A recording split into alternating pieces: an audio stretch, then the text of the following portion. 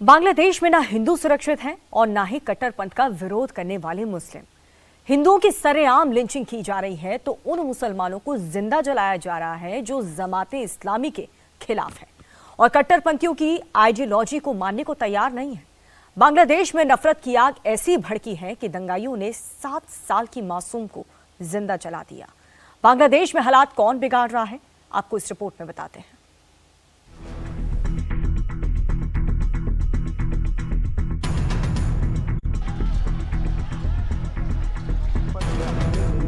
बांग्लादेश में मासूमों को जिंदा जलाया जा रहा है।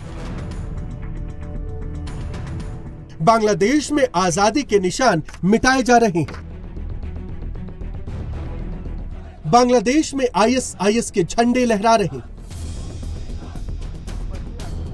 दंगाइयों ने लक्ष्मीपुर सदर में 7 साल की बच्ची को जिंदा जलाकर मार डाला। कट्टरपंथियों ने बांग्लादेश नेशनलिस्ट पार्टी के नेता का घर फूंक दिया। दंगाइयों ने पहले बाहर से घर का दरवाजा बंद किया, उसके बाद चारों तरफ पेट्रोल छिड़क कर घर को आग के हवाले कर दिया। जब यह हमला हुआ उस वक्त भवानीगंज यूनियन बीएनपी के संयुक्त संगठनात्मक सचिव बेलाल हुसैन अपनी 3 नाबालिग बेटियों के साथ घर में ही मौजूद थे। एक बेटी जिसकी उम्र 7 साल थी उसकी मौके पर ही जलकर मौत हो गई, जबकि बीएनपी के नेता की 2 बेटियां 50% से ज्यादा झुलस गई। ঘরের চারিপাশে দিয়ে আগুনটা লাগে গেছে, খালি দক্ষিণ পাশটা বাকি আছে একসাথে, মানে আধা মিনিটের ভিতরে। ঘটনা তদন্তে এরই মধ্যে মাঠে নেমেছে পুলিশ, খতিয়ে দেখা হচ্ছে নাশকতা কিনা। তদন্তক্রমে আমরা হয়তো সিদ্ধান্তে যেতে পারবো বা মূল বিষয়টি উদ্ঘাটন করতে পারবো। গুরুতর দগ্ধ 2 শিশুকে উন্নত চিকিৎসার জন্য নেওয়া হয়েছে জাতীয় বার্ন ইনস্টিটিউটে। লক্ষ্মীপুর সদর হাসপাতালে চিকিৎসা নিচ্ছেন বেলাল। बीएनपी नेता बिलाल हुसैन की हालत भी गंभीर बनी हुई है। उनका लक्ष्मीपुर सदर अस्पताल में इलाज चल रहा है, जबकि दोनों बेटियों को गंभीर हालत में ढाका भेजा गया है। আগুন লাগিছে বলতো আমরা দেখছি যে আমরা দেখছি অর্ধকেতন জ্বলে, অর্ধেক জ্বলছে, আমরা অর্ধকেতন দেখছি। এই ঘটনাকে আমরা তীব্র নিন্দা করি এবং সঠিকভাবে তদন্ত করে খুঁজে বের করতে পারে এবং যে এই ঘটনাটা ঘটাইছে তাকে যেন আনতে পারে। बांग्लादेश में आने वाला समय वहां के 1 करोड़ 30 लाख से ज्यादा हिंदुओं पर बेहद भारी पड़ने वाले हैं। ढाका में भारत विरोधी बांग्लादेशी नेता उस्मान हादी को दफनाने के बाद जिहादी खुल्लम खुल्ला धमकी दे रहे हैं। शाम तक की डेडलाइन सेट की गई है। अगर पुलिस आरोपियों को नहीं पकड़ती है तो बांग्लादेश में फिर बवाल मचेगा और सबसे आसान टारगेट हिंदू बनेंगे।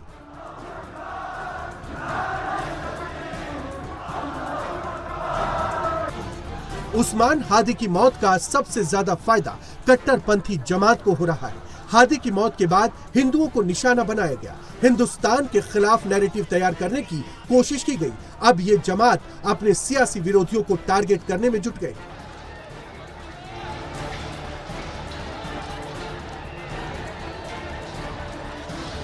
यूनुस सरकार कट्टरपंथियों के सामने बिल्कुल बेबस नजर आ रही है।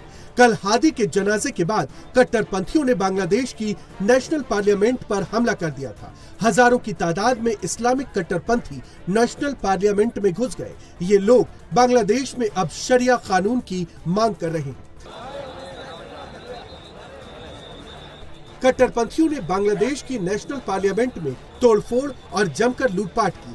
जमाते इस्लामी के कट्टरपंथियों ने बैरिकेड तोड़ दिए। इस दौरान पुलिस के जवान कट्टरपंथियों को रोकने की नाकाम कोशिश करती रही, लेकिन कट्टरपंथी नेशनल पार्लियामेंट में घुस गए और तोड़फोड़ की। उस्मान हादी के अंतिम संस्कार में लाखों लोग पहुंचे थे। इनमें इनकलाब मंच के साथ साथ जमात के लोग भी शामिल थे। उस्मान हादी के अंतिम संस्कार के बाद इन लोगों ने एक बार फिर से तोड़फोड़ और आगजनी करने की कोशिश की।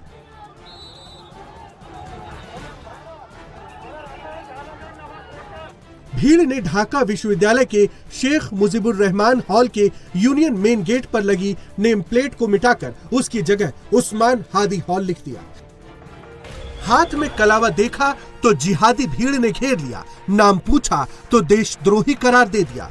ये गोविंदा विश्वास है ढाका में रिक्शा चलाता है, बहुत ही गरीब परिवार से है। हर रोज की तरह गोविंदा रिक्शा लेकर निकला था, लेकिन उसे ये नहीं पता था कि बांग्लादेश बदल चुका है। बांग्लादेश में कलावा बांधना मना हो चुका है। कलावा बांधने से क्या हो सकता है, जान कैसे खतरे में पड़ सकती है, ये पूरे बांग्लादेश ने देख लिया। हजारों की भीड़ घेरे हुए हैं, कुछ लोग युवक को पीट रहे हैं। मौके पर सेना और पुलिस के जवान भी मौजूद हैं। बावजूद इसके कट्टरपंथी उसे खींच रहे हैं। वहीं पुलिस वाले हिंदू युवक को पकड़े हुए हैं। बांग्लादेश में हर एक हिंदू खतरे में है, चाहे वो ढाका में हो या बांग्लादेश के किसी भी कोने में।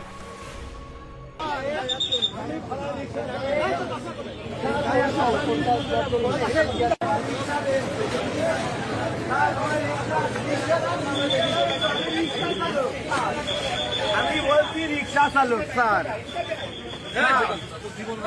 স্যার আমি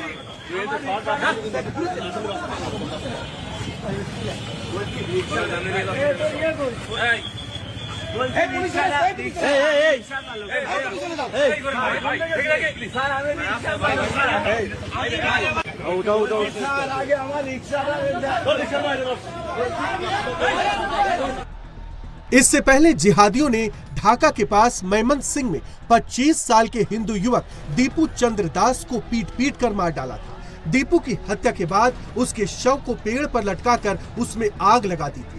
कट्टरपंथी जमातियों की भीड़ अब चुन चुन कर बांग्लादेश में हिंदुओं को टारगेट कर रही है। एंटी इंडिया माहौल बनाकर हिंदू अल्पसंख्यकों के घरों को निशाना बनाया जा रहा है। दीपू दास की हत्या को लेकर हंगामा बढ़ता जा रहा है। इस दिल दहला देने वाले हत्याकांड को लेकर अब पुलिस की भूमिका पर भी सवाल उठने लगे हैं। बांग्लादेशी लेखिका तस्लीमा नसरीन ने पूछा है कि जब दीपू दास पुलिस की कस्टडी में था तो फिर उसे कैसे दंगाइयों ने लिंच करके मौत के घाट उतार दिया। तस्लीमा नसरीन ने सोशल मीडिया पर एक वीडियो पोस्ट किया है जिसमें दीपू दास पुलिस थाने के अंदर बैठा हुआ दिखाई दे रहा है। मौत से कुछ देर पहले दीपू दास उन लोगों से बात कर रहा है जो पुलिस की वर्दी में है। इस वीडियो में दीपू नीले रंग की फुल स्लीव स्वेट शर्ट और ट्राउजर पहने हैं और वो अपनी बात समझाने की कोशिश कर रहा है। उसके आसपास पुलिस वाले खड़े हैं। वहीं थाने के बाहर बड़ी तादाद में कट्टरपंथी मौजूद हैं। तस्लीमा नसरीन का कहना है कि जब दीपू दास पुलिस की हिरासत में था तो फिर वो कट्टरपंथियों के पास कैसे पहुंच गया। उन्होंने सवाल उठाया कि इस हत्या के दोषियों को आखिर न्याय के कटघरे में लाएगा कौन। जिस निर्मम और बर्बर तरीके से कट्टरपंथियों ने दीपू दास को मारा, उससे एक बार फिर बांग्लादेश की असली तस्वीर पूरी दुनिया के सामने आ गई है। इस मर्डर केस में Memon Singh rapid action battalion ने इस मामले में अब तक 10 लोगों को गिरफ्तार किया है। गिरफ्तार आरोपियों की उम्र 19 से 25 साल के बीच है। आरएबी के मुताबिक कट्टरपंथियों ने गरीब दीपू दास को ईश निंदा के आरोप में मारा है। हालांकि अभी तक इसके कोई सबूत नहीं मिले हैं, लेकिन सवाल अब भी वही है कि जब दीपू दास पुलिस की कस्टडी में था तो उसे कट्टरपंथियों के हवाले क्यों किया गया। जिहादियों ने हिंदू पत्रकार सुशांत दास गुप्ता के घर पर भी हमला किया है। माइक से नाम लेकर हिंदू पत्रकार सुशांत दास गुप्ता के घर पर हमला करके लूटपाट की गई है। बांग्लादेश में 12 फरवरी को चुनाव का ऐलान किया गया है। मोहम्मद यूनुस खुलकर जमाते इस्लामी के पक्ष में खड़े हैं। कट्टरपंथियों ने पहले शेख हसीना की पार्टी अवामी लीग को चुनावी मैदान से बाहर कर दिया है। इस बार सत्ता की सबसे बड़ी दावेदार बीएनपी के एक्टिंग चेयरमैन तारिक रहमान 25 दिसंबर को वापस बांग्लादेश आने वाले हैं। उससे पहले ही उस्मान हादी की हत्या हो गई और कट्टरपंथी फिर से सड़क पर उतर गए।